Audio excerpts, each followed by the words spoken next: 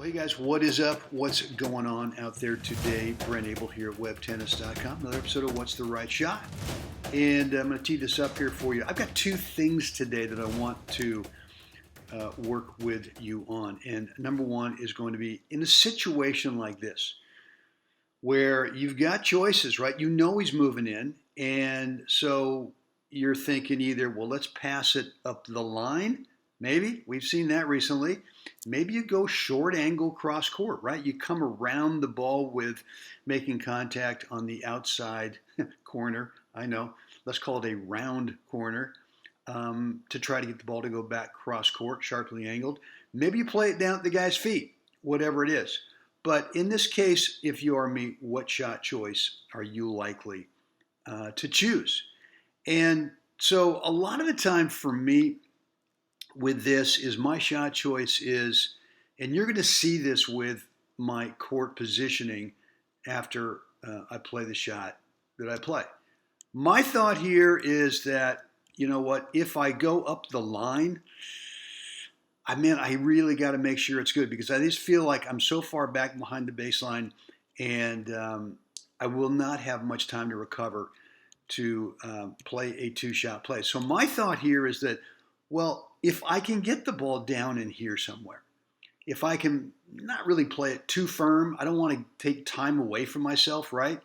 So you got to be thinking a couple things here. Shot choice is based on your current court position, and then where do you want to move to next if they make a play on the shot that you choose to play. So sometimes we end up playing too much pace, and we don't give ourselves time to get back in the court for a two-shot play. And in this case, look, I'm trying to think of that in terms of where do I want this ball to go? And now I know it's down low, right? So what am I thinking his most likely shot choice is, right? It's going to be a dropper or it's going to be something that, and look, I can't cover the whole court. We can never cover 100% of the court. So we have to kind of pick our poison here. And my thought is it's going to be something short. And so I'm moving in to cover that. And there you have it, right? And, who knows?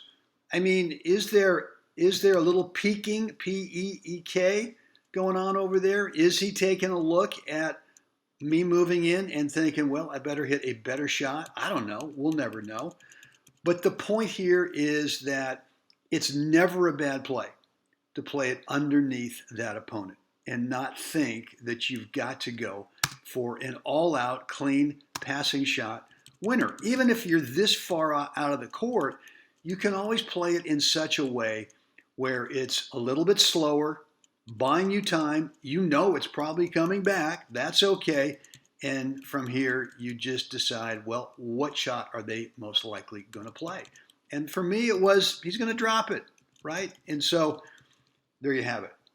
Look, the other thing I want to impress upon you today is this thing about the grunt, right? I mean, we hear and see it on the Pro Tour all the time, where there's this loud grunt going on, right? And I've tried this where for me, when I grunt, it ends up being a muscle tightening inward grunt, right? And what happens is you just get tight, right?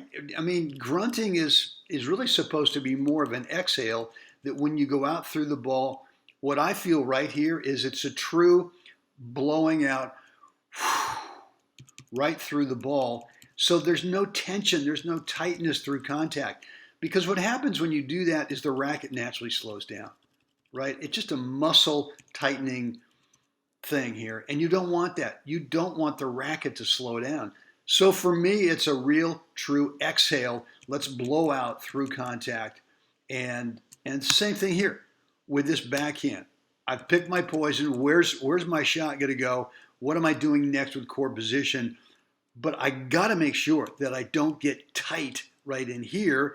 You don't either. In fact, what you want to feel is like there's a little exhale, right? Little blow right out through it so that you don't tighten up. And we never want to tighten up, right? Unless you're doing the Archie Bell and the Drells back in the day, the tighten up. Anyway, that's for another episode. All right, guys. Hope this has helped. Would love to read your comments, questions, any remarks down below in the comments area. And as always, now let's get out there and spend a few minutes every time you're on the court in the warm-up working on this exhale right out through the ball. Guys, see you again next time. Well, all right, I have got a quick question for you. Yeah, right there in front of us. Yeah. Are you a competitive tennis player? Meaning, you're playing some tournaments once in a while, maybe some league stuff, or just some serious regular practice matches that you really want to get the win in. Yet, there's still some nerves, maybe some anxiety, and just feeling tight from time to time. Especially at the end of the sets or the end of the match where we're just coughing up too many leads. I'm not saying every time, but it's happening often enough that it's really a concern.